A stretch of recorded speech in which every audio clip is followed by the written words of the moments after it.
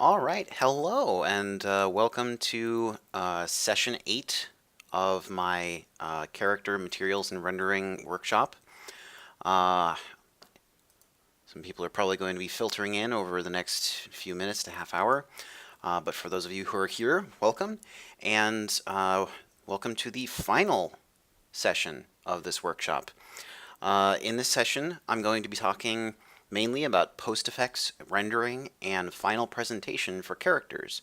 And the general thrust of this final session in this workshop is going to be about taking your lit characters that we discussed in last session and changing them from sort of just plain lit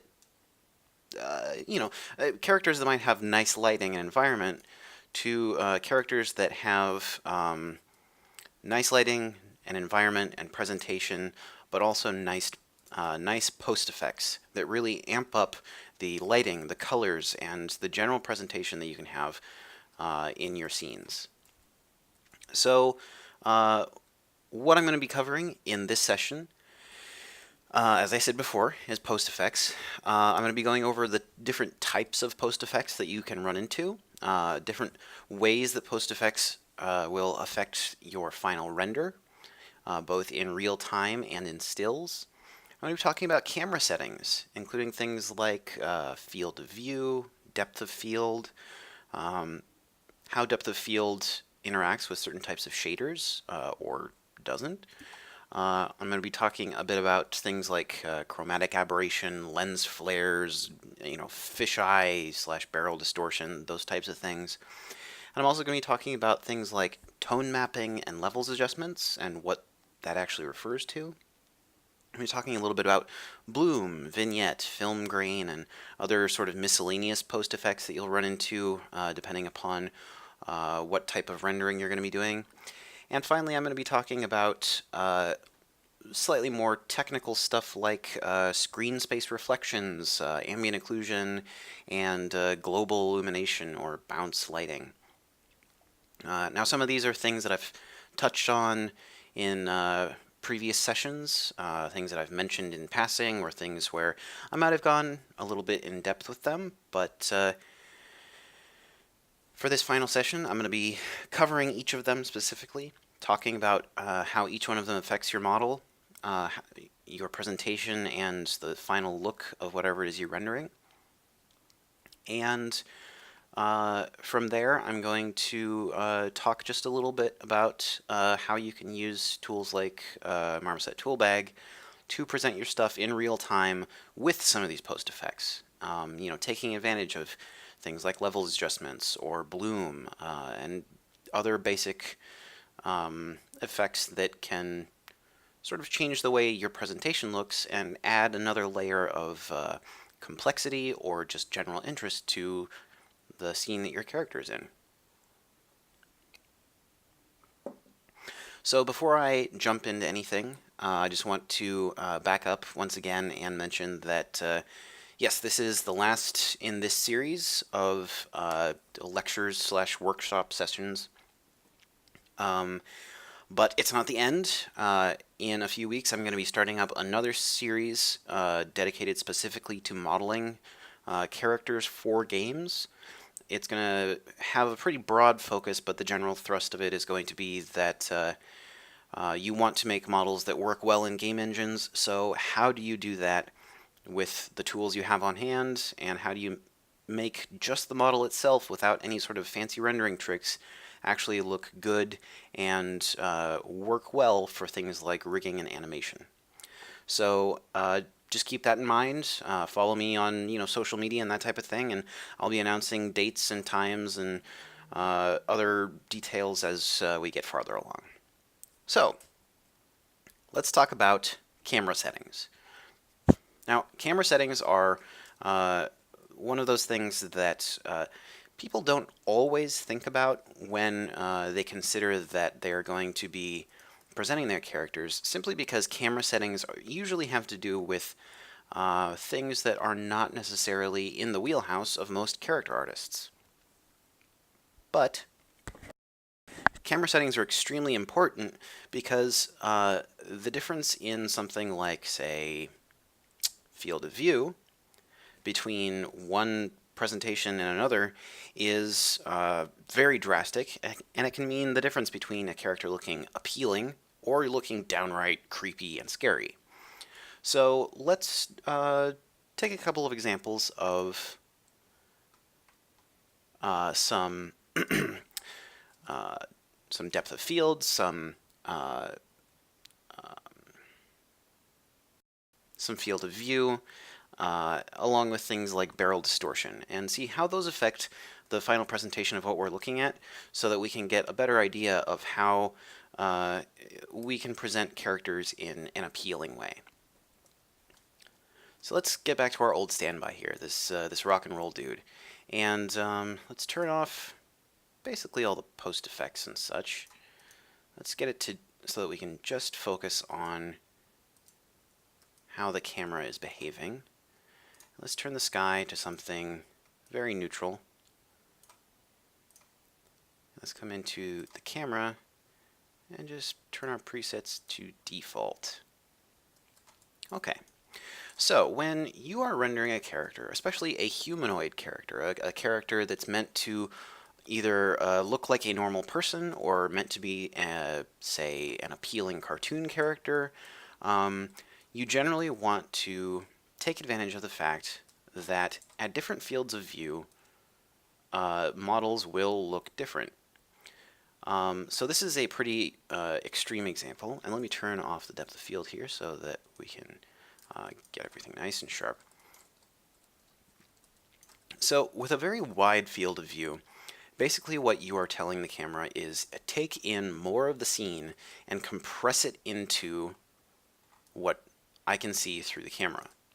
So expand how wide your view is so that really in practice the center of the camera's field of view is more compressed than anything on the outside. You can see that as I move this model around, as it approaches the sides, parts tend to get stretched out, and everything tends to get squished in as it goes towards the middle. Additionally, if you zoom in, the effect of zooming in is very, very noticeable with a wide field of view. Now, once again, this is because of the fact that you are seeing more of the scene, so it has to compress everything into the scene. So generally, when you're talking about rendering characters, this is something that, unless you're trying to sell a sense of scale, for example, if you want to make it seem like this guy is 200 feet tall and he's stomping through a city, you generally don't want to have a very wide field of view, because as you can see with a wide field of view, it makes the character so distorted that they seem either huge or just that they have weird proportions. Now this guy has a pretty big forehead, but with this kind of field of view, his forehead looks absolutely gigantic. It's almost as big as the rest of his body. So if we change the field of view, we instantly start to notice a few things. One, obviously, the view starts to sort of flatten out. Everything gets kind of compressed.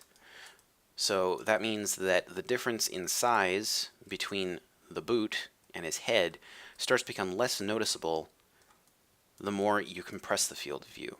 So as we do this, as we approach sort of an orthographic field of view, we find that everything seems to be very tightly compressed towards the camera.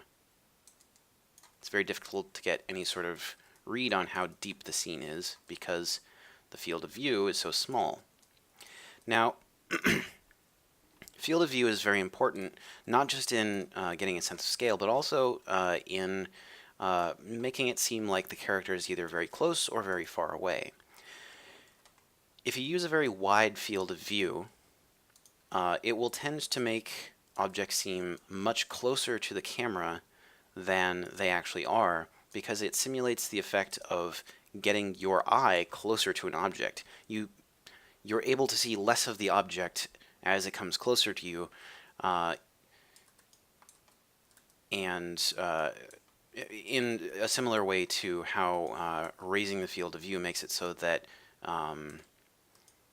that these outer areas are less compressed or stretched out in odd ways. Anyway,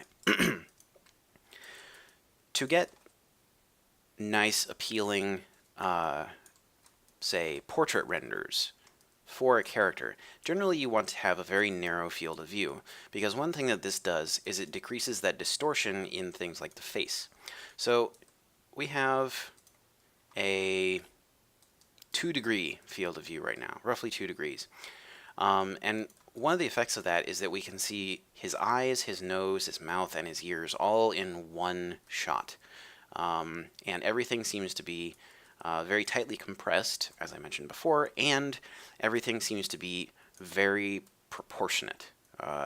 All the proportions seem to be very close to one another and very, for lack of a better term, very exact and correct. And as we widen the field of view, we start to see less of things like the ears and more of the nose. The dimensionality of the head becomes much more apparent, and as we widen it farther and farther, we find that we see less of what's around the outside of the head, and the sense that we are much, much closer to the model is enhanced.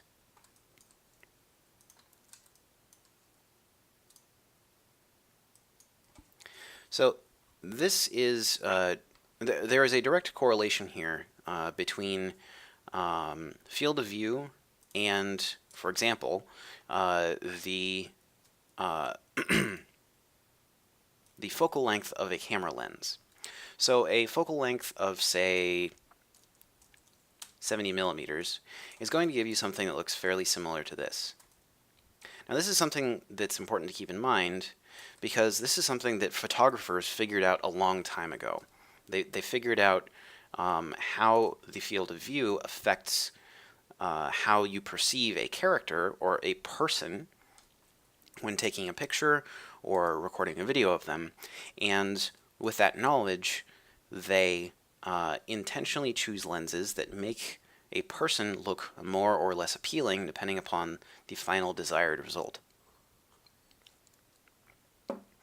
So if you want to have a very nice, say, headshot image of a person, generally you'll use a lens that's somewhere between 50 and 100 millimeters focal length.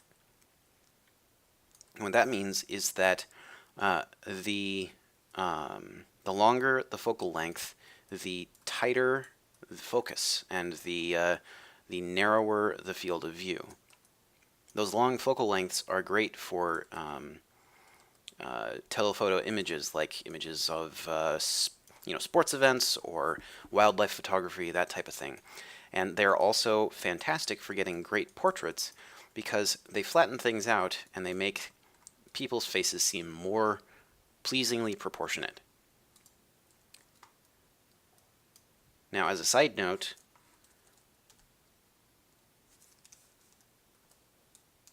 "50 to 60 degrees is pretty close to what the human eye, or is a pretty close approximation to what the human eye sees at its center of focus.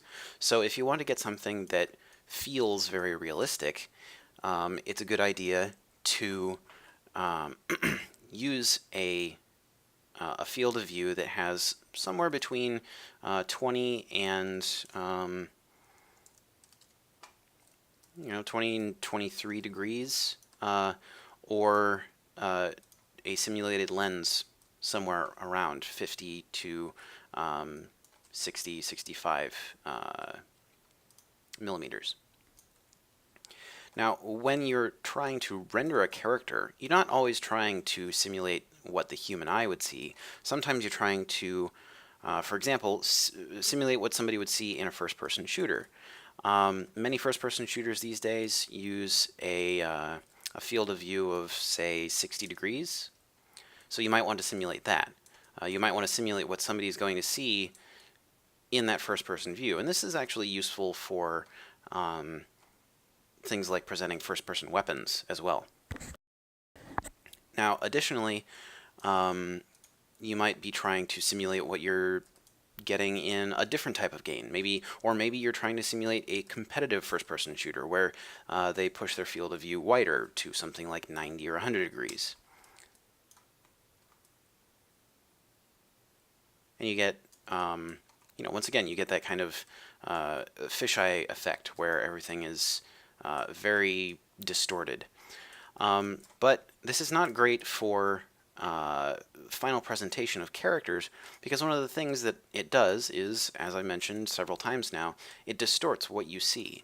So to get a less distorted look for your model, you have to get kind of far away from it to get a better idea of its proportions and such.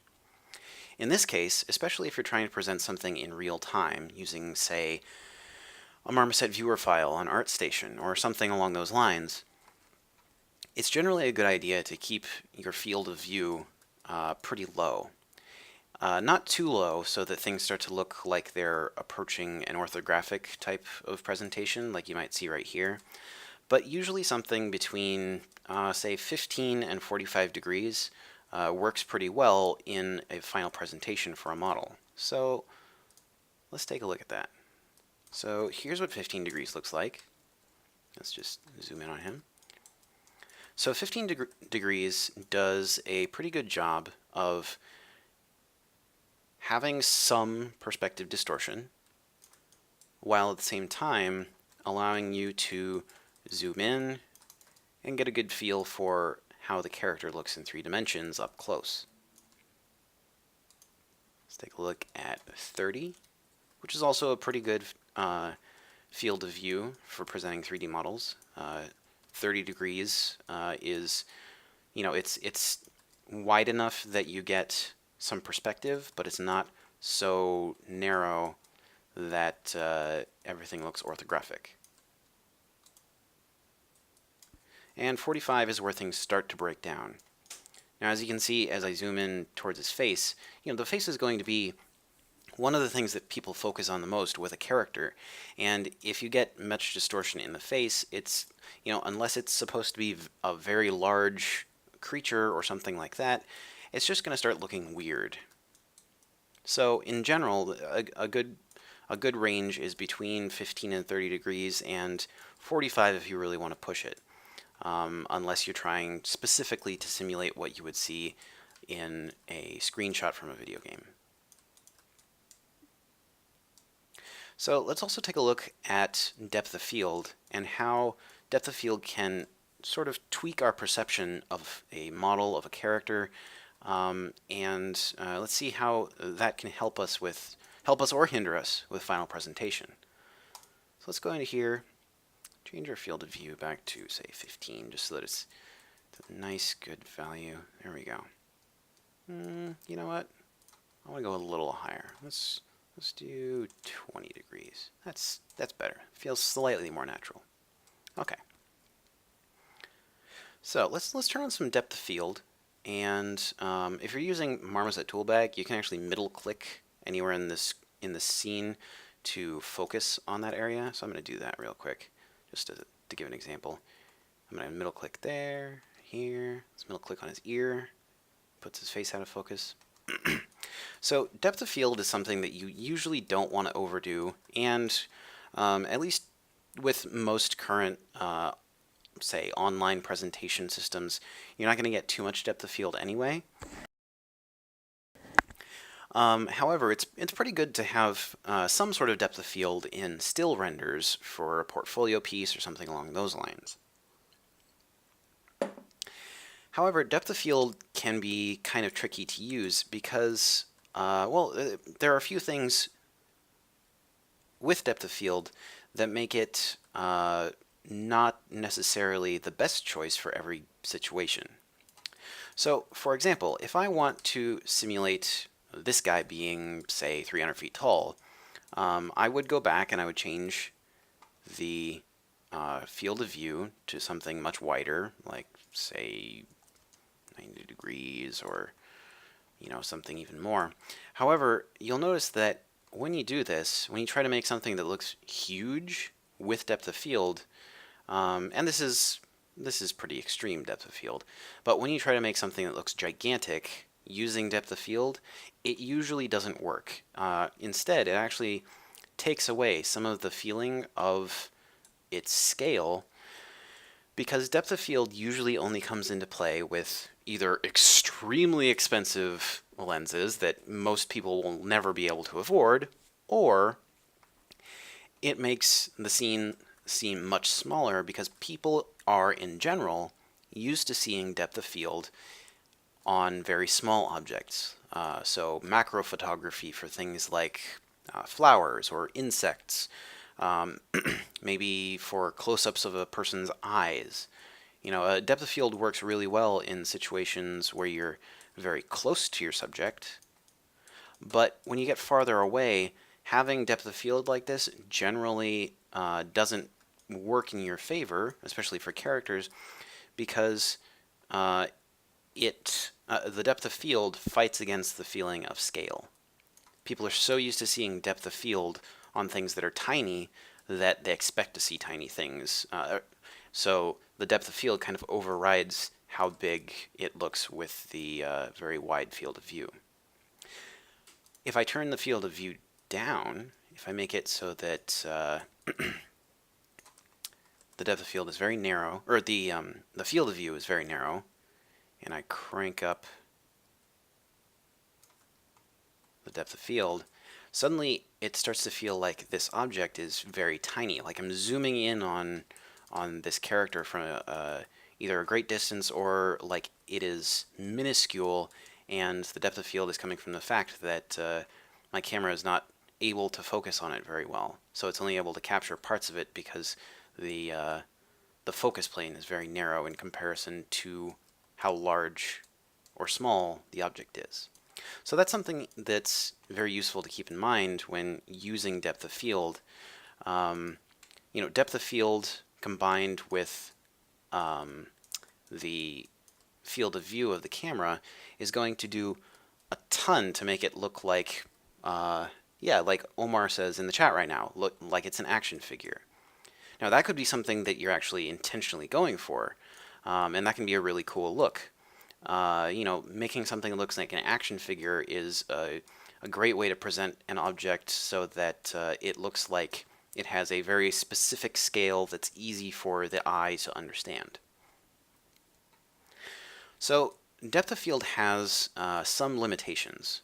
One, because depth of field is a post effect in at least real-time rendering engines,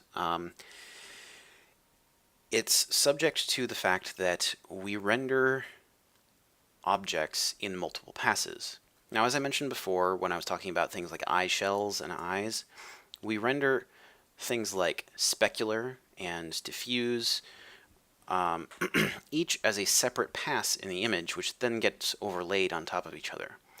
Finally, by modifying how the object is rendered by looking at things like the depth of the scene and other components of it, you can blur certain parts of it to certain degrees after it's done rendering all the stuff like specular and albedo and subsurface scattering.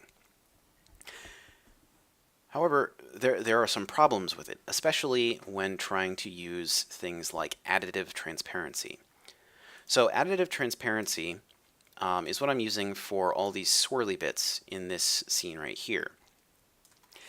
The main reason that additive transparency doesn't work very well with depth of field, and I'll show you how it doesn't work very well in just a second, the main reason is that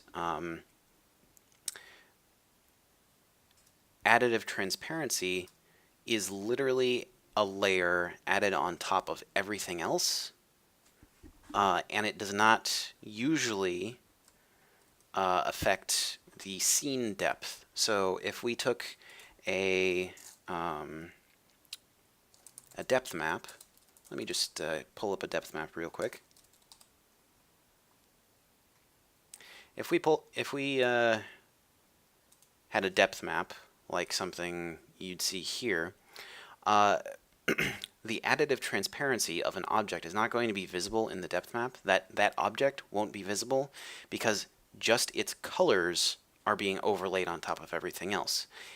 As far as the depth map is concerned, it doesn't exist, because if it did exist, it would be occluding other things in the depth map. You can't have transparency in a depth map unless you have some pretty high-tech shit going on, and so if you don't have something in the depth pass of your render, it's simply not going to properly receive any depth of field. So let's take a look at what depth of field looks like with a bunch of additive effects in our scene.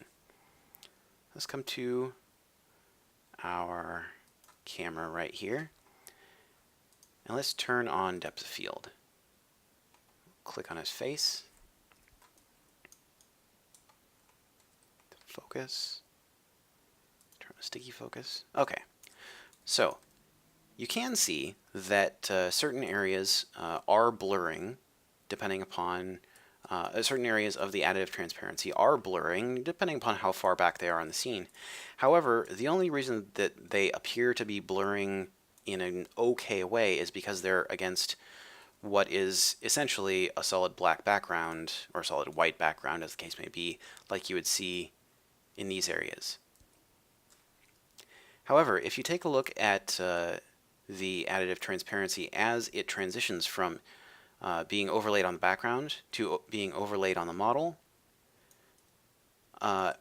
you can see right here that this spark, this streak of a spark right here, is not actually getting any sort of depth of field because, once again, it is not in that depth pass. It doesn't receive any depth information because just the colors are being overlaid, not any sort of shading information for the polygons themselves. So they render as sharp over the top of things that are close and blurry over the top of things that are far away when you're using depth of field. So this is one of those cases where if you want to use depth of field, you have to be very careful about how your additive transparency is placed in your scene, meaning that generally it's just simply not going to work. No matter how good your scene is, no matter how well set up anything is, additive transparency simply is not going to work most of the time. So in that case, what you will often end up having to do, let me just adjust these. What you'll often end up having to do, instead of using additive transparency, is you'll have to do things like dithered transparency, but then you don't always get the same effects because an emissive map is not the same as having a straight orange colored map with with some transparency on it. So now it kind of looks like the depth of field is correct because it's rendering as partially or wholly opaque pixels, but now it just looks like a bunch of dust and stuff. It's a cool effect, just not what I was originally going for.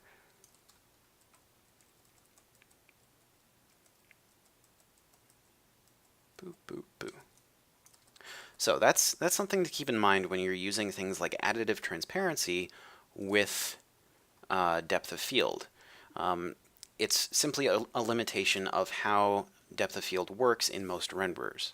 Now, if you're doing renders in something like Mental Ray or Arnold or whatever, that usually doesn't come as much into play because the depth of field is based on more physically accurate sort of behavior of the camera lens.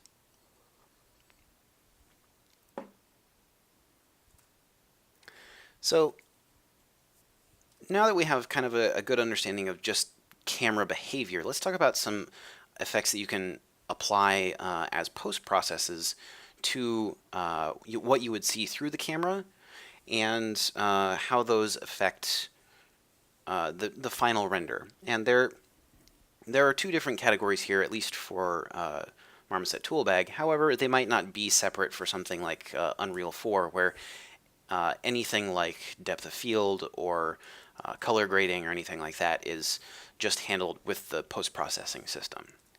So if we come here to our camera, in Toolbag, you have some options for things like lens flares. Once again, lens flares will be something that's a post effect.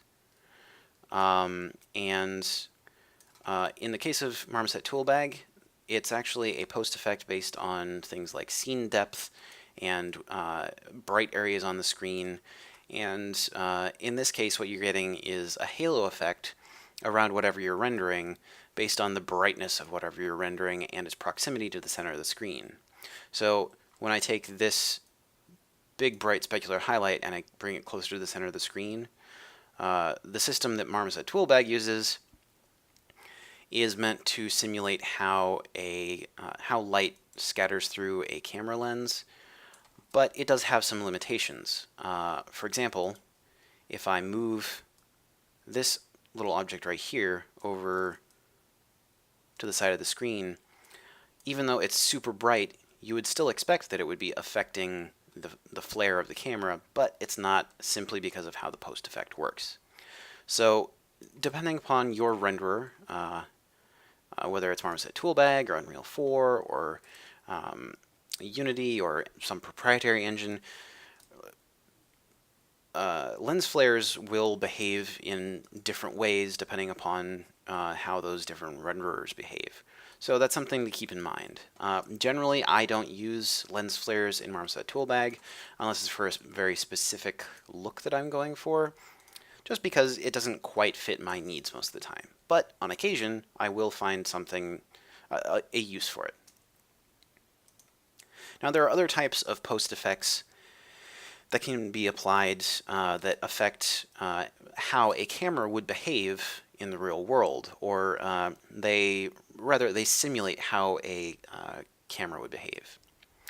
And we have a question from the chat. It's is there a workaround or just a limitation, or is it just a limitation of the post effects for the lens flares? And it really is just a limitation of the lens flare system in Marmoset Toolbag. So some other things that we can talk about are things like barrel distortion and chromatic aberration. One moment. Have some questions in the chat. Okay, so let's take a look at barrel/pincushion. So those are references to how some cameras, such as fisheye cameras, or fisheye lenses rather, will affect how a picture is affected by the curvature of the lens itself. So if we come in here to our camera settings, this is something that you can simulate in Unreal or Unity fairly easily with post effects. But basically what this does is it stretches the center or the edges of the image in a curved fashion to make it seem like the lens of the camera has some distortion in it. Now, there are some types of cameras and some types of lenses where this is an effect where it's like actually what you want, whereas there are other types of lenses where it's just an effect of it being a cheap lens or something like that. So one great way to use things like barrel distortion is in combination with field of view. For example, if I have an 8mm lens and I get up really close to somebody's face, there are two types of, well, there are more than two types of lenses, but the two types of lenses we would care about as people rendering this are the type of lens that gives this type of round distortion, or the type that gives very little distortion but still has the same field of view. So let's change this to 8mm. And this is more or less what you would see with a lens that is, its geometry is specifically designed to keep lines straight. So something like the neck of the guitar rendered with a very narrow field of view lens is going to look straight even if it's highly distorted in other ways. Whereas other types of lenses might have this sort of wide-angle barrel distortion effect, which, along with the narrow field of view, will make it seem like everything is slightly curved. Now, using barrel or pincushion distortion like this is mainly to simulate different types of lenses, and you usually want to be fairly sparing with it because it tends to have the same or a similar effect to having a very wide field of view and zooming in on your character. It stretches things out along the outside. So if you look at where the front of his head is, where his face is, and his forehead is in relation to the back of his head, it seems very extreme, and using barrel distortion will just increase that effect to some degree or another.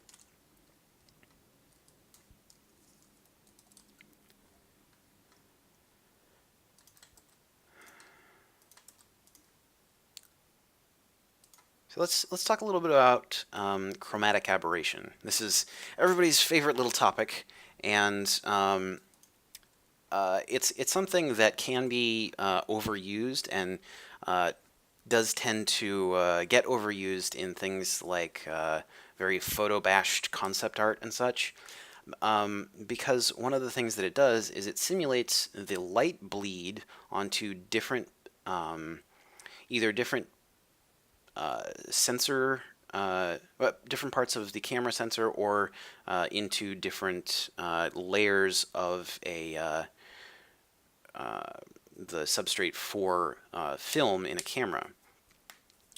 Or, even more than that, one of the things that it can do is simulate the refraction and diffraction of light through lenses that either don't have very good coatings or have low quality parts or general lens geometry that tends to promote distortion in certain wavelengths.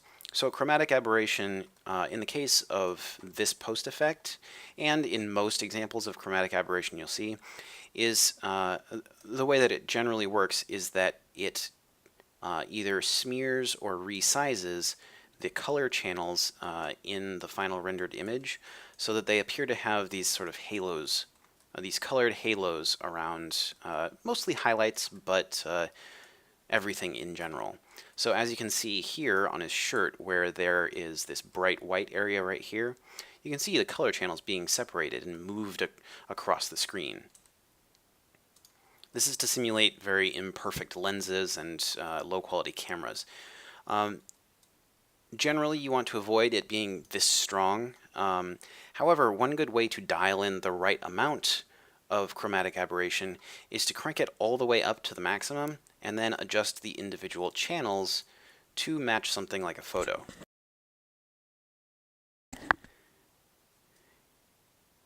This is very useful when you're trying to achieve a look that's very close to something you could get from a camera, because it adds just a touch of softness around some of the edges in your render so that it looks like everything is slightly less crisp than you would expect.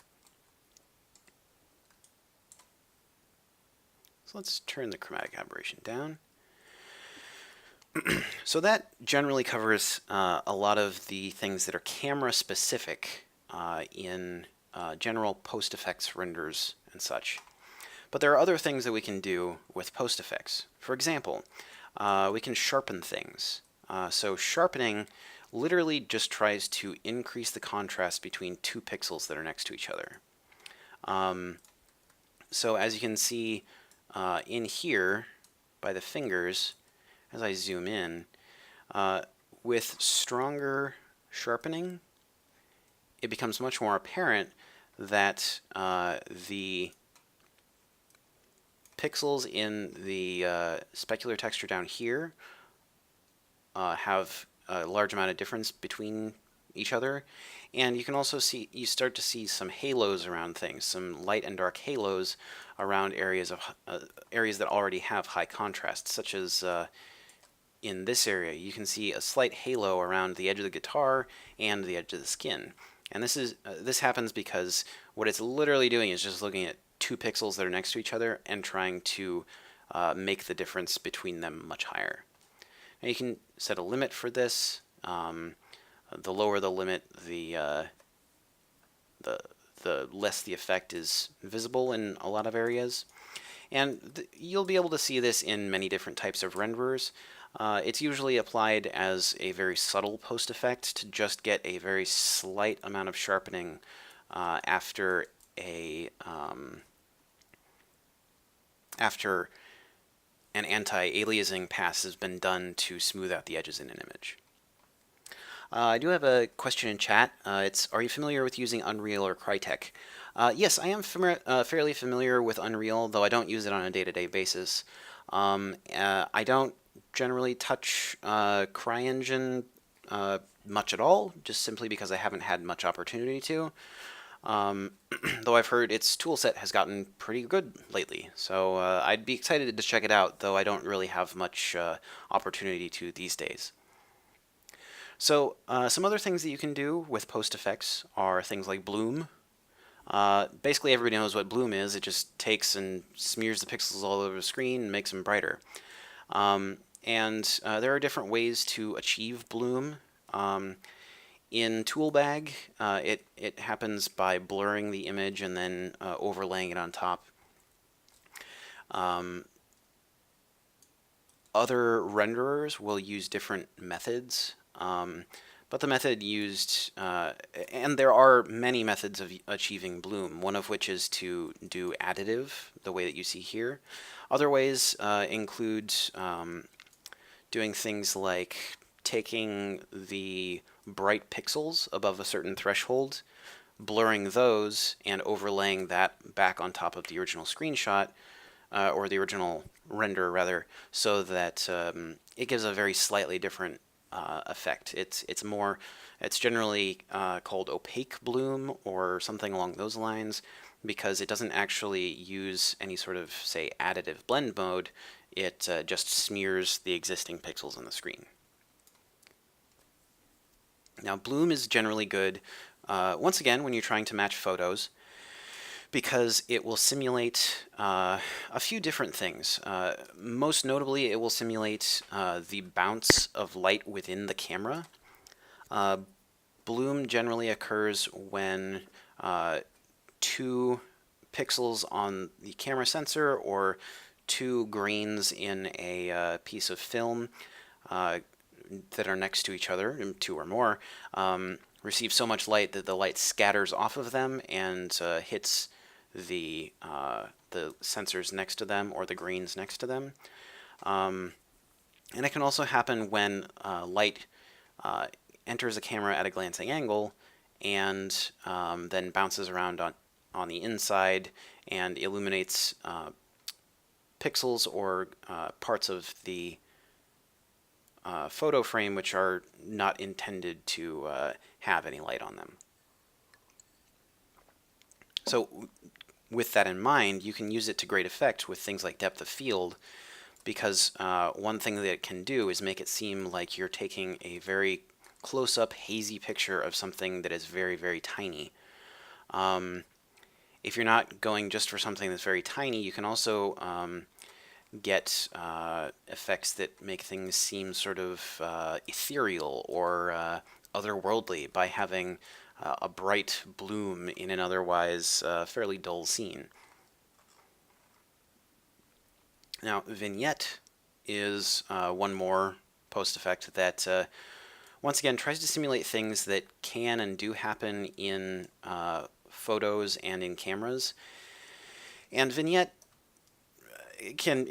generally is an artistic choice, but with certain types of lenses, especially very tiny lenses, like very small 8mm lenses. I have one on my desk right here. It's an Olympus 9mm fisheye lens, and it has a very strong fisheye effect. But in addition to the fisheye effect, it has a vignette effect, because essentially what you're doing is taking a photo through a pinhole.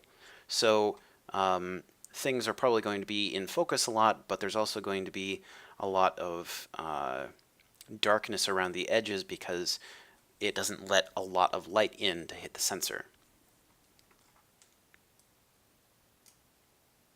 Now, film grain is an interesting one because at least in Toolbag, when you're doing stuff in real time like this, all it does is put a repeating pattern across the screen, which you can strengthen and either blur or sharpen.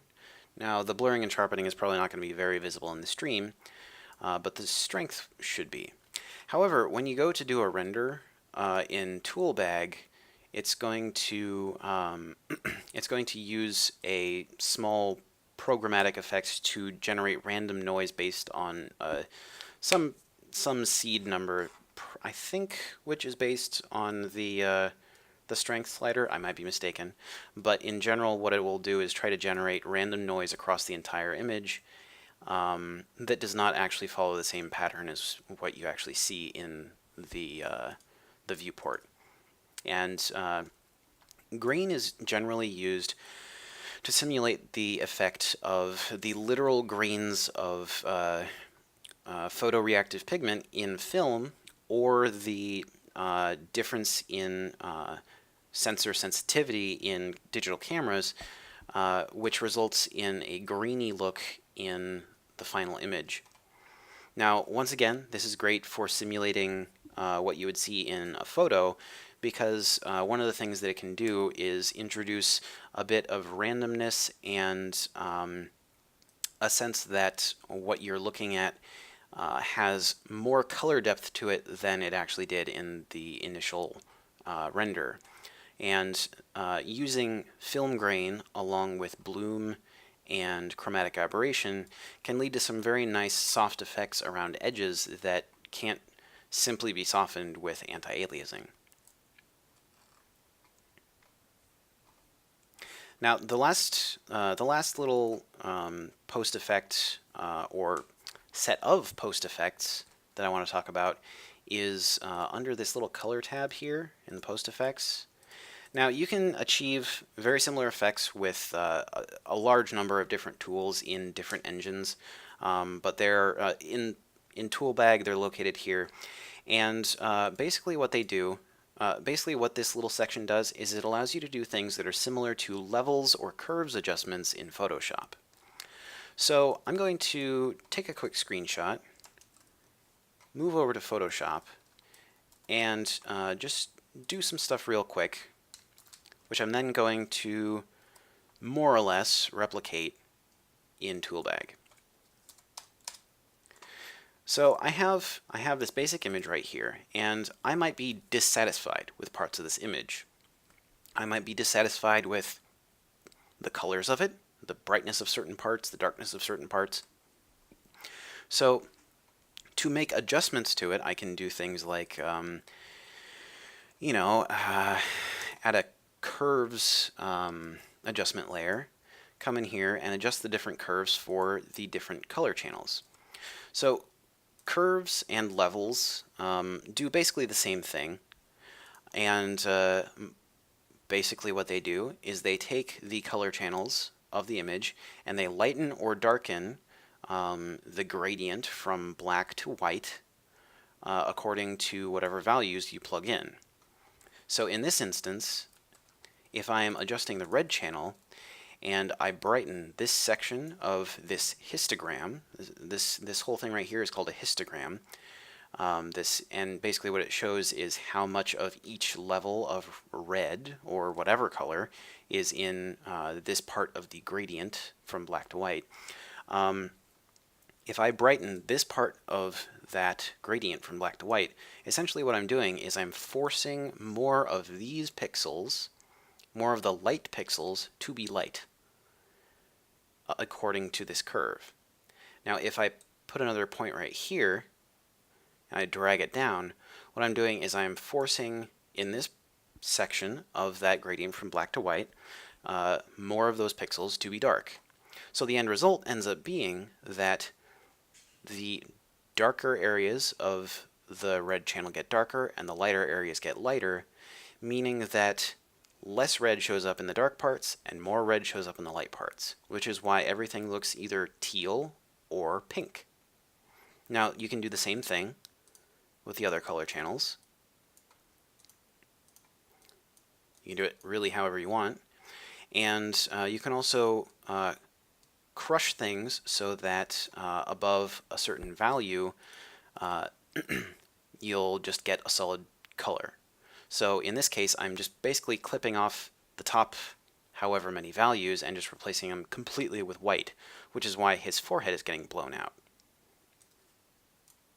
Now I can do exactly this same thing in Toolbag.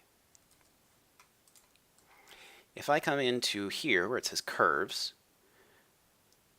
I can go to any of those channels, or I can just stick to editing all three channels all at once and just start dragging this around. And what this is going to do is it's going to do exactly the same thing as you see in Photoshop. So here we're editing the RGB channels right now. And now I'm going to go back over to Photoshop. I'm going to make sure that I'm in RGB, and I'm going to edit the colors in a similar way. Let's see here. Let's move this down a little farther, that up a little farther.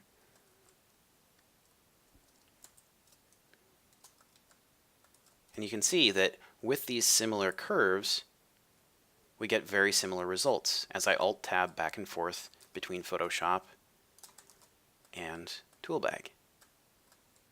Here, I can drag this over here. You can see that the curve is extremely similar.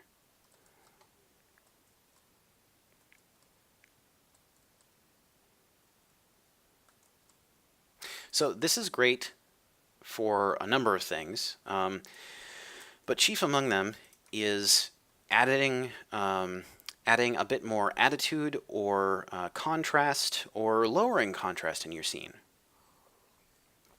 It's also great for amping up how the colors look, how light behaves, you know, how visible certain areas are, and it's just generally a good idea to make some tweaks like this. Now this is something that you can do in most rendering software to some extent, and it comes with a lot of different presets. For example, there's this one, or this one, and you'll notice that there are very different color values in each of these ones, and as I switch between the different color channels, you can see that these curves correspond to what you see in here. So you can adjust things in an all-over sense, and you can also go into each of the individual color channels. So in a word, that's curves. Curves let you adjust the different color values of your image, and this is something that will carry over to real-time presentation and you know, renders that get spit out of Toolbag, and this is something that you'll see in lots and lots of other programs, lots of other rendering systems. Now this, combined with a solid lighting setup, will give you great results. So if I clear this, you can see that when I rotate the lights around, things from certain angles things look kind of dull. So for example, with this backlighting like this, his face looks kind of dull and flat. However, if I do a fairly simple, oops, let's go back in there and reset that. Sorry about that. If I go back in here and I do a fairly simple curves adjustment, suddenly there's a lot more contrast in his face, and you can see that the red of the subsurface scattering gets cranked up, and the difference in lighting between his forehead and his lower face, it's much stronger. The specular highlights are much more visible because I'm adjusting the tones of the image to make them more visible. This is something that is absolutely essential to presenting your models in the best light possible, because what it does for you is makes it so that the render is at its absolute best. Now there are other considerations to make with color in your image. One of them is tone mapping. So tone mapping is a pretty big topic that's a little bit too in-depth to get into right now, simply because of how much shit goes into it. There's tons of math involved, there's tons of color theory involved, but basically what it boils down to is similarly to how we can do these adjustments in something like Photoshop, there are also ways that this behavior can be modulated so that, for example, if you make an area darker, it may or may not get more or less saturated. So there are different tone mapping options in Toolbag, and you'll run into some of these tone mapping options in other programs as well. I personally am a fan of the filmic tone mapping options, because one of the things that it does is it puts a lot more usable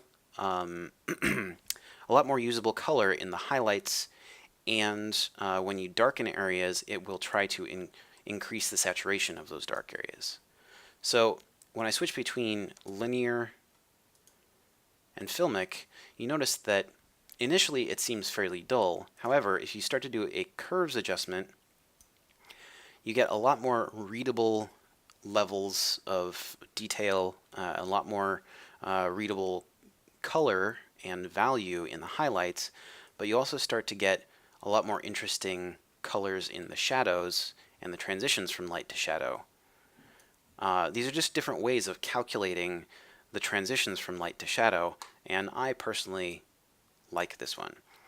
Not as big a fan of Reinhard tone mapping, just simply because it doesn't fit into the way that, or the visual aesthetic that I personally prefer. However, it can be useful for getting very realistic effects.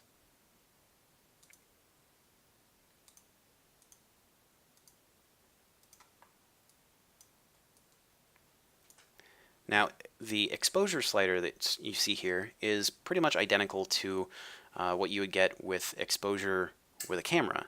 That's what it's based on. And it's based on the different levels of exposure that you can get in a photograph. So as you increase the exposure value, really all you're doing is simulating how much more light is entering the camera over an extended period of time.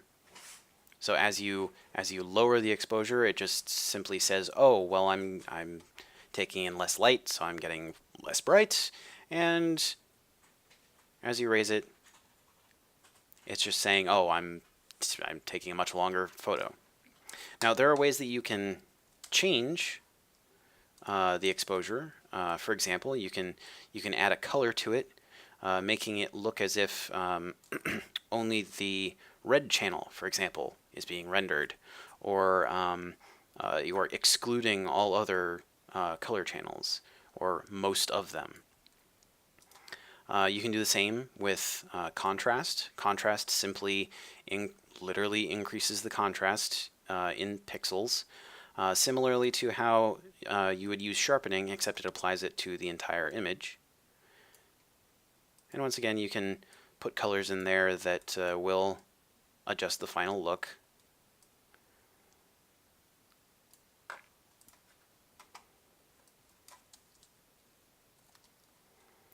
Contrast center will change the way that the contrast is calculated by applying essentially a curve to it.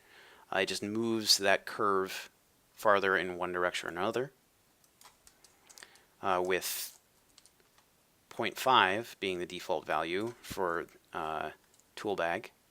And saturation just, well, does exactly what it sounds like. It increases the saturation of the colors in the scene.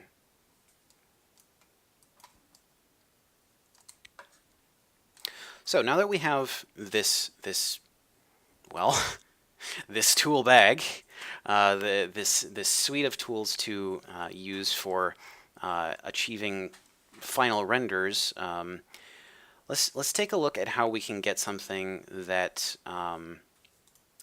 goes from looking fairly dull even if it's fairly lit, even if it's fairly well lit, this scene right here is kind of dull in that there isn't a lot of contrast in it. So let's take this let's take this model and do some final work on it and make it appropriate for presenting online in real time. So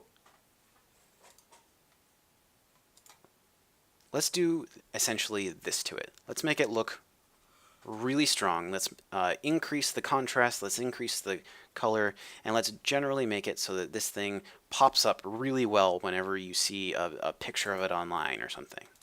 So we'll go back to this camera. We'll just duplicate that and look through there. Call it post, just so we know it has post effects on it. And we're going to do a few things here. We're going to turn on, well, okay, here we go. So we're going to turn on all the post effects, every single post effect. We're going to use them all. And we're also going to use local reflections, high-res shadows, ambient occlusion, front face shadows, and global illumination. And as I get to each one of these things, I'm going to talk a little bit about each one of them because it makes a little more sense in context. And it will make more sense once we're able to start turning things on and off and tweaking and adjusting values. So the first thing that I want to think about when I am considering posting this guy online is, what do I want people to actually see? Do I want people to look at this character and think, oh, the camera's really close, or do I want to focus on the fact that he is standing on a little pedestal? Do I want to put a lot of emphasis on these swirly, magic-y things around him? Are there any parts that I don't want people to look at? For example, on the bottom here, I didn't really do a very good job of UV mapping this base, so you can see that there's some weird stretching and stuff on the bottom. But it's the bottom of a black pedestal, so who's going to want to see that anyway? So since I don't really want people to see the bottom, I'm going to apply some camera limits to this. Now, this is something that's fairly specific to Marmoset Toolbag, and it's not as applicable to something like Sketchfab, but there are ways that you can do similar things for Sketchfab and other presentation techniques. So let's set some limits for how people are going to be able to look at this in 3D in a browser. So I'm going to turn on Use Limits in Viewport, and I'm going to make it so that I can sort of see what the limits are for camera movement, and using Use Limits in Viewport will make it so that I don't screw up and publish something that I don't want to. So let's start with pan limits. So no pan limits mean that if you post this online, people will be able to do this, essentially. They'll be able to move him back and forth and eventually get into situations where they're doing things like this, where it's just a mess. So I don't necessarily want people to be panning around because I want people to just kind of rotate around and just look at it from the most attractive angles. I don't want to hide stuff, but I want people to look at it from, the best angles. So what I'll do is I will limit how much people can slide him around on screen. So we're going to use pan limits, and what this is going to do is it's going to limit that in some sense. Now, locked is going to make it so that people simply can't pan whatsoever. I'm trying to pan right now, but really all I can do at the moment is rotate. Just rotation. I'm trying, and I can't. However, if you set it to Y only, instead what it's going to do is it's going to make it so that you can rotate around, you can move up and down, but you can't move side to side. This is going to make it so that no matter how much somebody tries to slide this guy off the screen, he's always going to be on the screen unless they go up or down. This is good for rotating around characters or any sort of object. Not so great for things like environment presentation, but we won't worry about that for now. So the near and far limits have to do with how far somebody is able to pan, or rather orbit, near and far. So let's just let's get to the maximum distance that we want somebody to look at this from, because we probably don't want it to be, you know, the size of a little ant on their screen. So if we come to the maximum distance we want people to be able to zoom out to, we can say set far is going to sample the distance from the center of the scene to where the camera currently is, and it's going to set that as the farthest limit. Now, if you don't want somebody to be able to zoom in so far that they, say, go inside his pants, like this, then what you can do is you can zoom in to the closest you would ever want somebody to zoom, and turn on limit near and set near. And it's going to do the same thing as it did with the far. It's going to sample the distance between the current camera position and the center of the scene, and it's going to say, okay, you can't zoom in any farther. I'm trying to zoom in farther, but I simply can't. Okay. So now there are other options for pitch and yaw. So let's just do limit orbit pitch and take a look at that. So if we limit the pitch of what we can see, that means that we can only go up or down. We can only move the camera up or down by a certain amount. So these are in degrees according to, oh, let me turn on the little gizmo. These are in degrees according to the center of the scene. So as you can see with this gizmo right here, as I increase or decrease the minimum pitch, it's increasing or decreasing where the camera can go. So if the minimum pitch is right here, that's going to mean that I can only come up to this point. And as I move this farther up, I can go farther up. As I move it this way, I can only go like this. So since I don't really want people to be looking at the badly unwrapped bottom of this pedestal thingamajig, I'm going to make it so that the minimum pitch they'll be able to see from all the way up here, because this is something I want them to see, but the maximum pitch I'm going to pull up, up, up until they simply can't see what's down there. So let's see here. Okay, so we're getting close. All right, so these numbers correspond to angles off of 0 from the origin. So if we just put a 0 in here, it's going to say, as you look at this little square and the little half dome in there, the closer it gets to that, the closer it is to 0. And once it's completely on top, that means that you are at the limit of it. So if I increase that, and you look at that little gizmo in there in relation to this square, once it gets to that line, it's going to stop. All right, so let's bring this back up to just 0. That's good. This is a good spot to view our character from, and most people aren't going to be dragging him up and down, and even if they do, they're only going to see a minimal amount of what's underneath, so that's pretty good.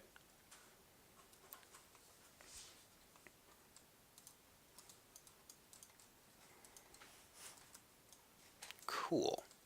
So the last thing that you want to keep in mind for limits is limit orbit yaw. Now, yaw is very much the same as pitch, except it's on the other axis. So limit orbit yaw is going to make it so you can only orbit around your character like this. Now, if I increase how far you can go or decrease it, it's going to mean that certain areas are going to be locked off from view and certain areas are not. So anything over here in this semicircle is going to be viewable, but anything beyond that won't be.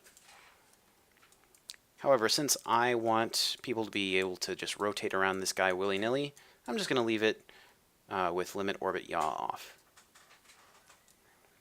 Okay, so now that I have limited or unlimited what people can see of this, let's do some adjustments to color to make it so that this guy really pops out from his background and just looks as attractive as possible for the final presentation. So I'm not going to be using any depth of field.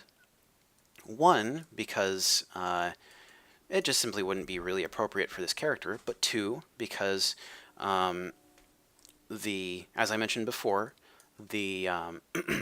all these sparks and stuff that use the additive transparency mode are not going to render properly. And finally, I'm not going to do it because at least current versions of Marmoset, the toolbag viewer, they simply don't support depth of field.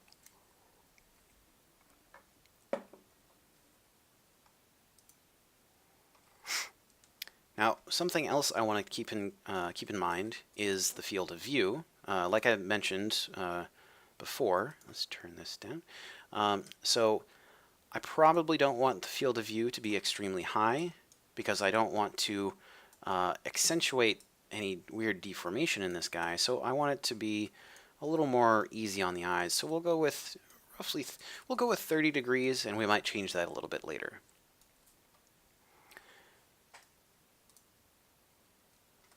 Now, one thing I do want is to make it feel like this guy is very physical and occupies a space and may have even had a picture taken of him or something. So I'm going to be using a little bit of chromatic aberration to just soften out some of the edges. I'm not going to have a very strong effect, and it might not even be visible in the Twitch stream, but it'll be there to just slightly soften out some of the edges. So let's just crank this down just so that we get a teeny tiny bit of it, just a tiny bit of colored bloom around certain areas. We don't want it to be very visible, we just want it to soften things out. Now I'm going to change the tone mapping to filmic, like I mentioned before, and you can see that there's a lot more range in the highlights that I can play around with when I do curves adjustments. So I'm going to come in here, I'm going to adjust the general RGB values so that I can brighten up the brights and darken some of the darks and get some nice saturation going. Then I'm going to come into some of the individual channels and just tweak things a little bit. So I want everything that's not this guy and his spells, his sparks and stuff, to feel a little more cool so that he is popping out of the background. So I'm actually going to do some adjustments to the red channel to make it so that dark areas get a little cooler and bright areas get a little warmer. This is a little extreme, so we just want it to be a fairly subtle effect. And then I'm going to make some small changes to the other channels to make it so that things don't seem quite so, teal and orange. I'm just going to crank down the green a tiny bit and move the blue down just a tiny bit as well.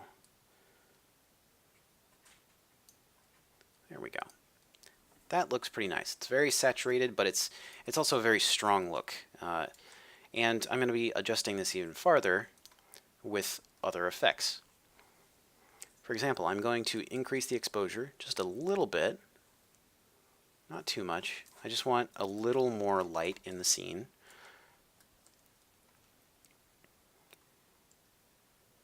I'm going to add some bloom so that all of the magic seems to be, well, a lot more magical.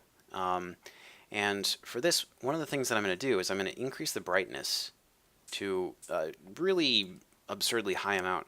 And then I'm going to change the size of the bloom so that it's a much smaller, more localized effect. I don't want it smearing across the entire screen like you see right here. I want it to be a little smaller just so that it has an effect that's much closer to say, this area around his eyes, or this around his the ball in his hand. And then I'm going to take the brightness back down so that it's a much more subtle effect. There we go. That's good. So we have some bloom. It feels a lot more, well, magical with the bloom than without. It adds kind of an ethereal look to the entire thing, almost like Vaseline has been smeared across the camera lens, like you'd see in an 80s movie. It's interesting and fun. Now I'm going to change the vignette so that the focus comes in to the center of the image a lot more. I'll crank that up and change the softness so that it's a much more subtle transition, and then I'll take the strength back down just so that I know exactly where things are going. And finally, I'm going to increase the film grain and make it a little less sharp. There we go. And from here, the last thing that I'll do is start very slightly tweaking values and adjusting different camera settings and placement so that I get the exact final effect that I'm looking for. So I might spend the next hour or so just fiddling with colors, getting everything looking just right. However, it's important to keep in mind when doing stuff like this that for real-time presentation online, certain effects simply won't show up. So I have to keep those effects in mind. Something else I'll want to do is play around with the spell effects. So I can change the intensity of the emissive map to be brighter or darker, so that some things seem more opaque or glowy. Some things have stronger effects or weaker effects. These are all very important considerations to make with these final types of renders, because they will do a lot to draw your eye to the important parts of what you're looking at. So I'm probably going to tone down the effects of those sparks and stuff around him and play up the brightness of the stuff around his wand. If it's too dim, it kind of gets lost in everything else, but if it's nice and bright, what's going to happen is it will set itself apart from the rest. You'll be able to see that kind of swirl around it, and it'll pop out from the rest of these swirls.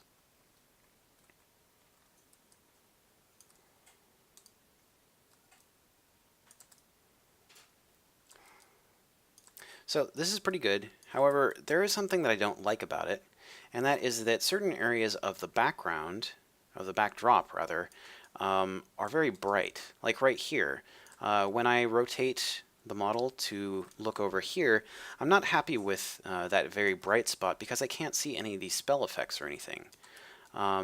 Likewise with this over here and that over there. It's just not something that is working well with this scene.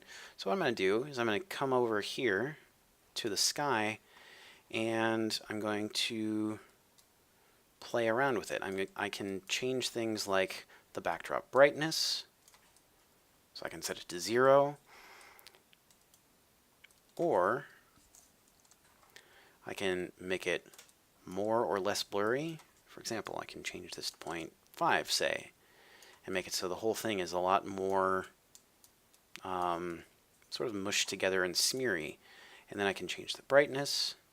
So I still get those variations in color in the background, but I don't have to worry about extremely bright spots.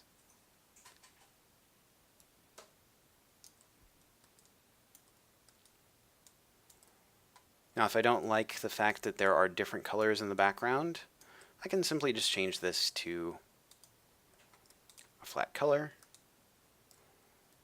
Or maybe I want to change it to the original sky. Make it seem like it's actually in a real location. I think for this one though, I'm going to go with blurred sky. I'm going to keep the brightness low. And I'm going to call that more or less done.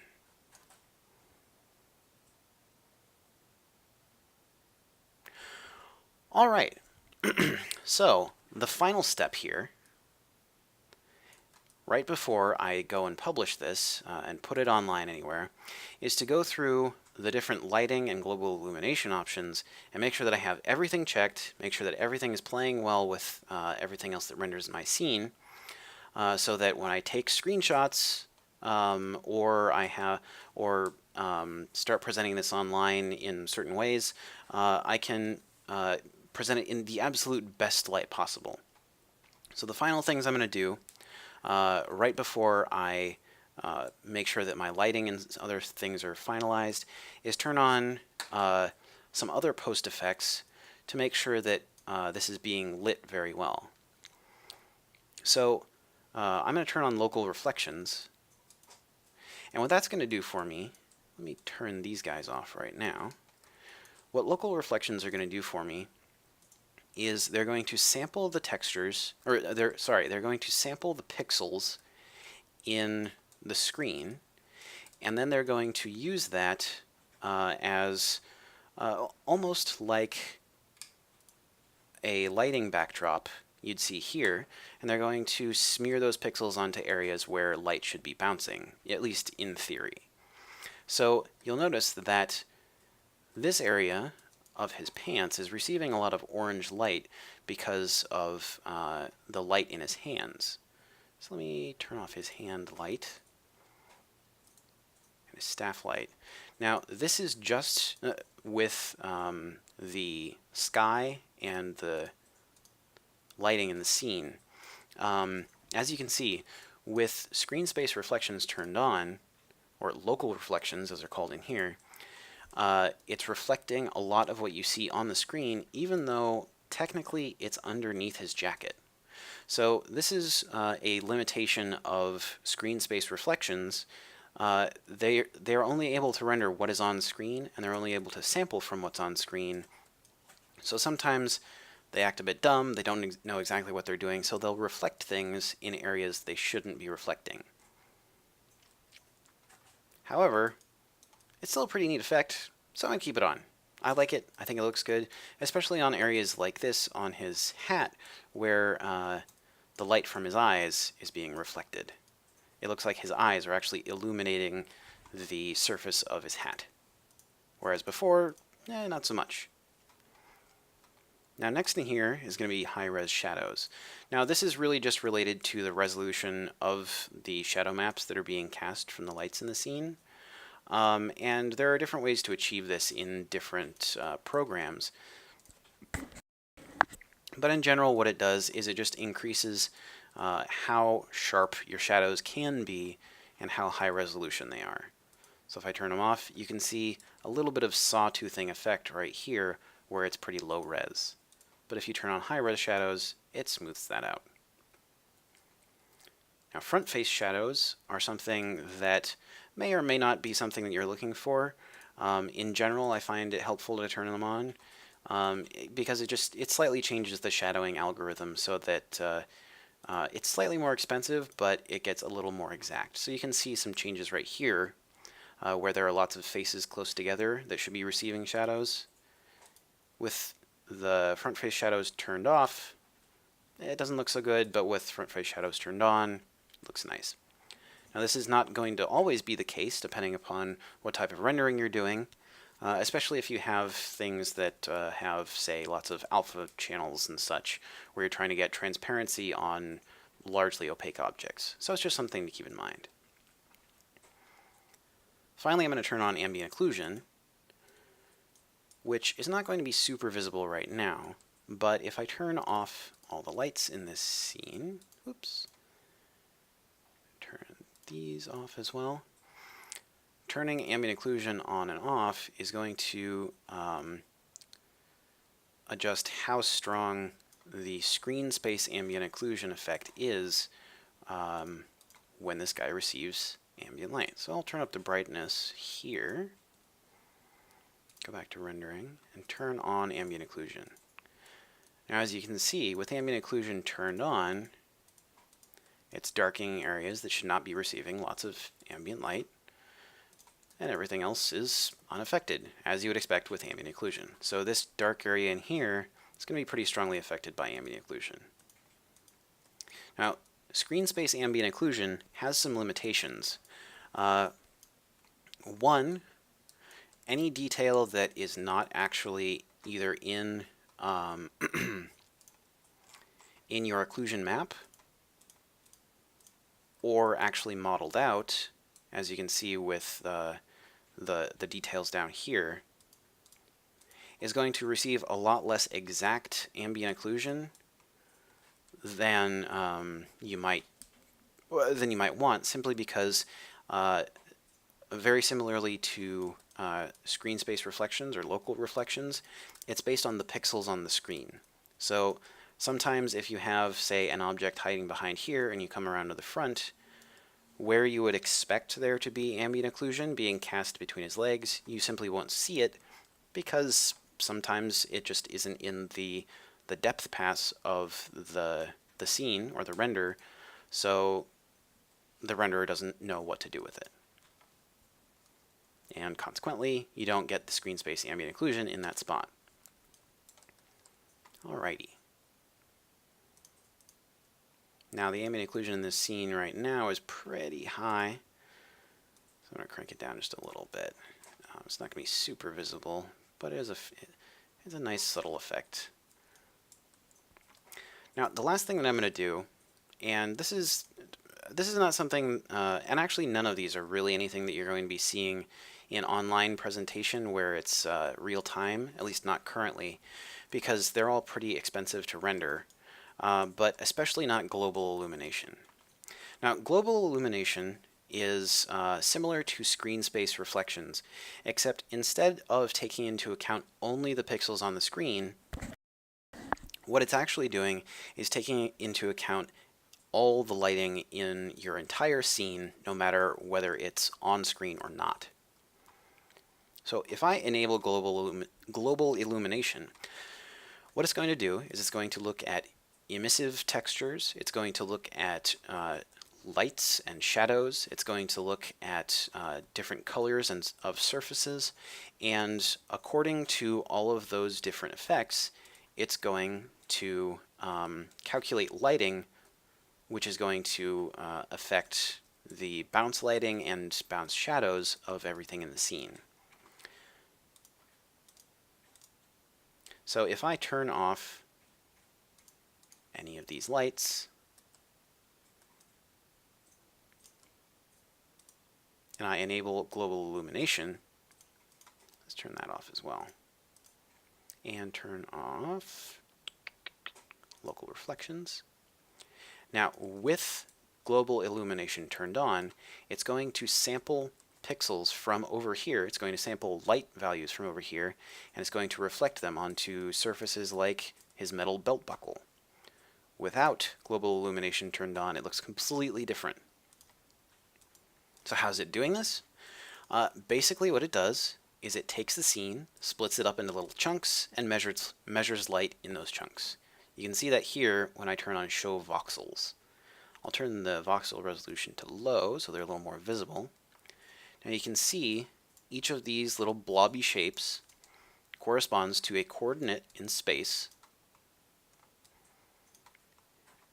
and it measures how each of those coordinates receives or emits light. And from there, it builds a series of cube maps and other things to make what you see in the scene receive or cast much better lighting and shadows.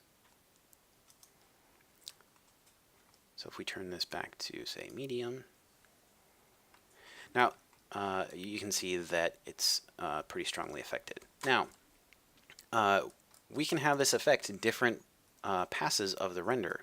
For example, we can only have it we can have it only affect the diffuse pass. So it's not going to actually, you're not going to see any of the global illumination in the specular light, you're just going to see it in the diffuse. turn that off and turn on specular, you're going to see that it doesn't really affect any of the diffuse colors, but it only affects the specular colors, like here on the metal bits.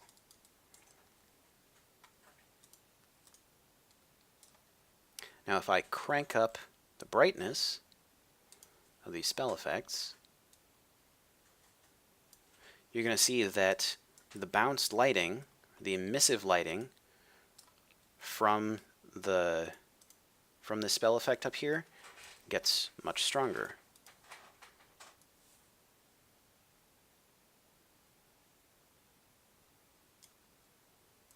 We can even go higher.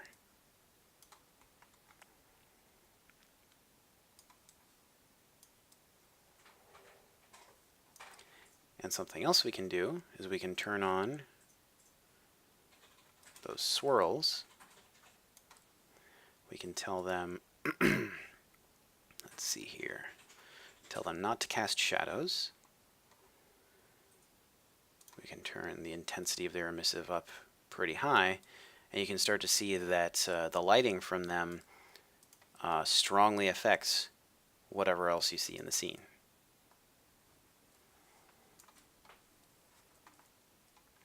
Now, one last thing that you can do with the global illumination is adjust the brightness. So this is essentially like doing a levels adjustment just on those little chunks of lighting information that are sampled from the scene. It's just saying, oh, make it this much brighter. Now, once again, this is not something that you're going to be seeing in real time, at least not right now. Maybe a year or two down the road, once it becomes faster and easier to render this type of thing in tools like Marmoset Viewer. But for still renders, it's really great. So let's turn all this lighting back on. Let's turn these spell effects down a little to something a little more manageable.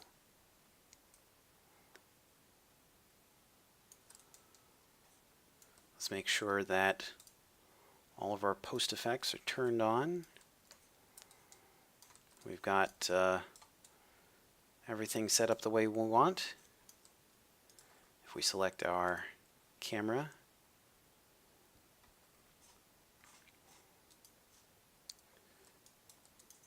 we can see that the limits are working and turned on. And this guy is pretty much ready to go for online presentation. So there you have it. There's a finished, finalized portfolio piece. You have fancy rendering for your still renders, and if you go in there and you just simply turn these little buggers off, you have something that's pretty good for online viewing. This can be exported as a Marmoset Viewer file. And there you have it. So, once again, ending a little bit early, but that's going to more or less conclude the public portion of my character-focused materials and rendering workshop. I hope you've enjoyed all this stuff. Once again, I'm going to be having the video from this public session on YouTube either tomorrow or the next day. And for the next few minutes before I get into the private chat session with the program members, I'm going to be open to questions from the Twitch chat. So fire away. In the meantime, keep in mind that starting in roughly 3 weeks, I'm going to be launching another workshop, which is going to be completely focused on character modeling for video games. I'm going to be going through a lot of different topics, including making models that are useful for both high and low poly stuff. I'm going to be talking about optimizing models, doing retopology, making sure that your topology is set up so that you can easily do things like switch between high and low poly, so that you can easily UV map things. I'm going to be talking about shading and the best ways to model for certain types of shading. I'm going to be talking about modeling problem areas, modeling clothing, modeling organic surfaces and parts of characters that tend to give people lots of problems, such as hands and faces. I'm going to be talking about useful topology for joints, and how to make it so that nobody on your rigging team wants to scream at you or tear your head off. I'm also going to be diving in a little bit on projecting detail onto models with standardized topology, such as faces from 3D scans for production. And I'm going to be talking about preserving details between high and low poly models. So there's a lot of stuff to cover, and each class or each session is going to be, once again, it's going to be a similar structure to what I have here, where I'm going to be doing a public stream, and then I'll be doing a private, essentially consultation and critique session with a small group of people who sign up. And I'll be giving more information about how to sign up and the pricing and payment information for that in the future. So keep an eye out for that, and I'm more than happy to answer any questions, since it is really only 8:37 p.m. where I am, and my whole plan was to go until roughly 9 o'clock. So I'm probably going to stick around for another 10 to 15 more minutes in case there are any questions from people in Twitch, and then from there I'll be going to the private session. So thank you for watching, and I hope you have some cool questions that I can answer over the next few minutes.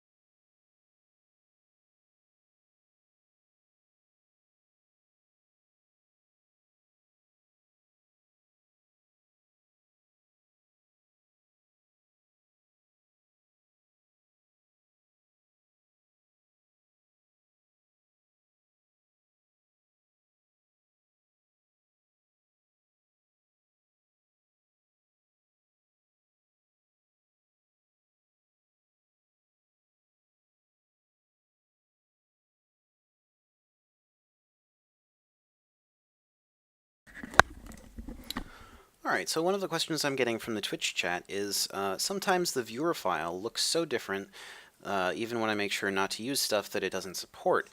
Have you found any way around that? So it kind of depends on how different it is, and the types of differences. There are some important things to keep in mind with viewer files and presenting specifically in like screenshots or renders from Toolbag.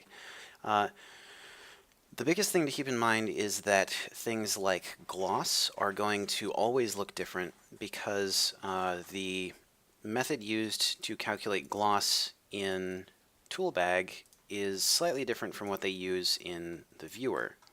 So if we zoom in on this guy and we turn off use limits, if we take a look at gloss on this guy's, say, his belt and stuff, there is some nice variation in gloss values, as you can see here. It looks kind of like, it looks like leather and metal. And you can see that there's kind of a curve here. Now, part of how this curve is displayed is, one, there's some diffuse shading there, and there's also a highlight going down the center. But the curve for the diffuse, similar to the curves that I was using to adjust color earlier, the curve for the specular is different between the method used to display online and the method used to display in this viewport. The main reason for that is that this specular calculation is pretty expensive, and it actually uses multiple specular calculations to get this effect. If we let's just load up a simple model, and we can take a look at what exactly that means. If we go to, let's see, we've got, oops, I'm on the wrong.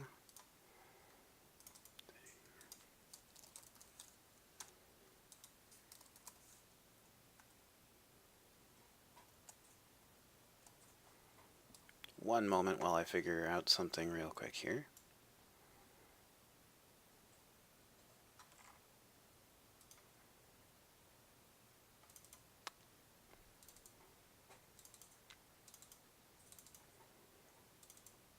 So if I load a simple sphere into Marmoset, you can see when I adjust the gloss value with a light in the scene, let me turn down the color for this so that it's a little more visible, and turn down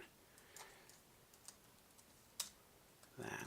So if I adjust this gloss value, you see a couple of things happen. One, you see this wide round specular highlight, which as it gets closer to being 100% glossy, turns more and more into a circle and then into a teeny tiny little circle. Now, that's actually a combination of multiple different specular components that are pushed together. One for that long tail, the long, very diffuse-looking highlight around it, and one for the interior, or at least it can be, depending upon the calculation. That's what it's going to display in this viewport and in any renders. However, to get that same effect in a browser, you'd have to do multiple specular calculations all at once, and in a web browser, that's not necessarily going to happen very well, because web browsers are not built specifically for doing 3D rendering. Stuff like that's kind of shoved in by third-party folks. And what that means is that to keep things actually rendering in a consistent and fast way, you can't have multiple different components to your specular. You might have one or two, but that's about it. So what they've actually done, what the folks at Marmoset have actually done is, instead of using what's called GGX specular, it's a method developed by Disney, they instead use Blin Fong, or a modified version of it, which gives a much tighter specular highlight at most gloss levels. But then they have modified that curve so that it spreads out a little bit more. So it's a little bit of a hybrid between the standard spec values and gloss values that you see in Toolbag and what you would see in, say, Unity 5, like Unity 5.0. There's Unity 5.0 uses Blin Fong. I don't know about newer versions, but it uses Blin Fong in older versions.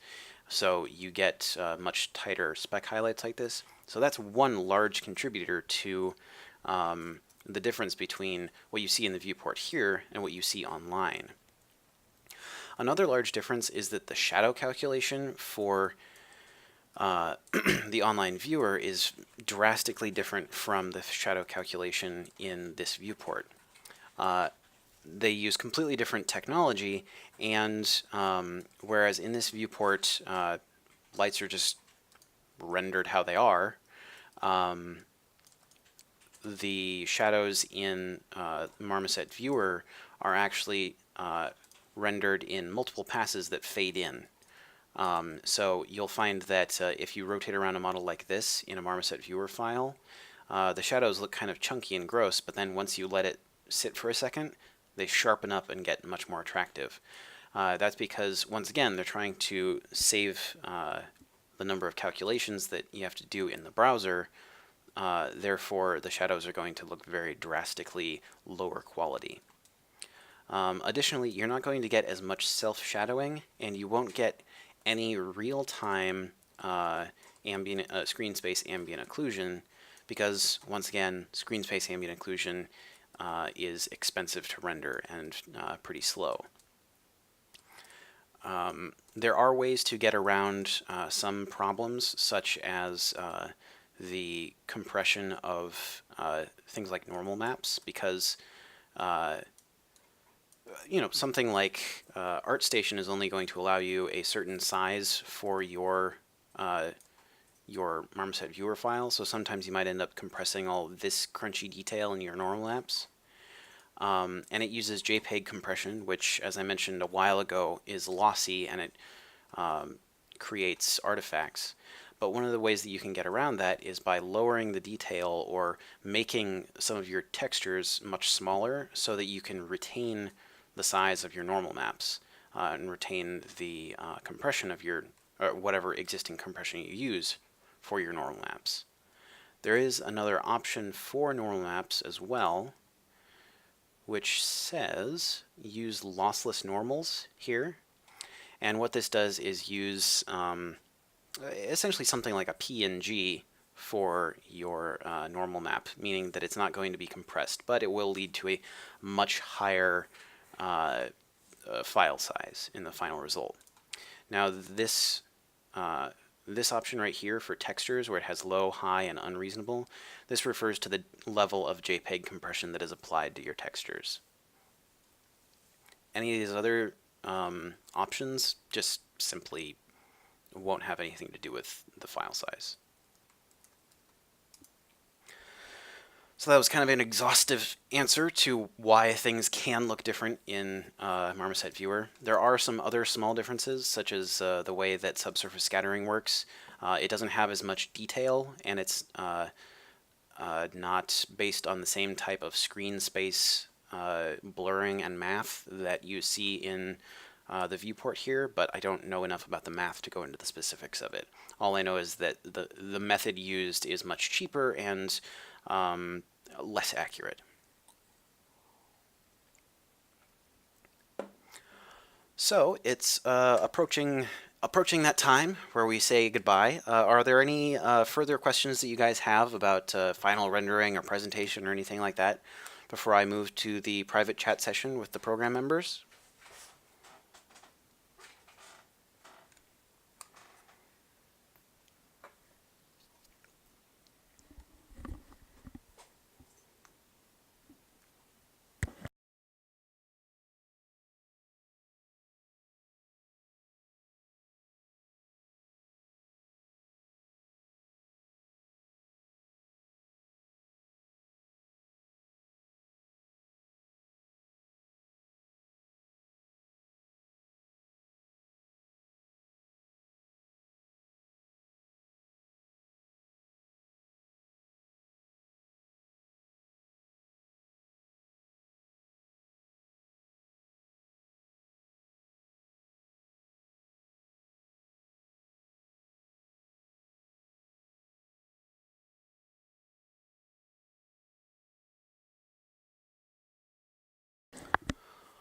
Alrighty, well, if there are no further questions, I'm going to be shutting down the public stream and going to the private chat session.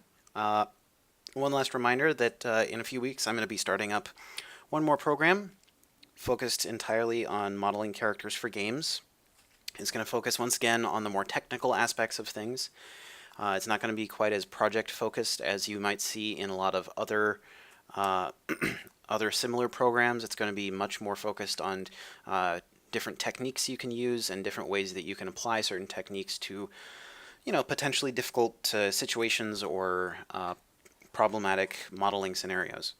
So keep that in mind. If you're interested, I'll be posting a lot more information online, and I hope that you guys have enjoyed this program. I've had a ton of fun, going through everything, answering questions, putting together content, and talking with the people who signed up for the program.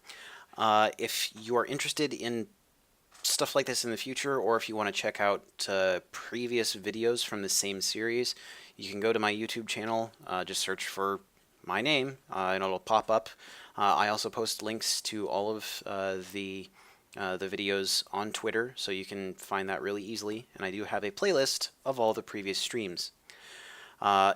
Additionally, I do give unlisted YouTube videos to the program members so that they can catch up on discussion that happened, say, the night before, go back and reference things. So if that's something that you're interested in getting access to, keep in mind the fact that I'm going to be doing another program like this, and I hope to see some of you there in the future for more Q&A and more demonstrations of different technical techniques that I'm actually using in game development right now, working on a AAA game. So thank you so much for watching. Thank you for tuning in over this past month, and I hope to see you at the next one. Have a good night.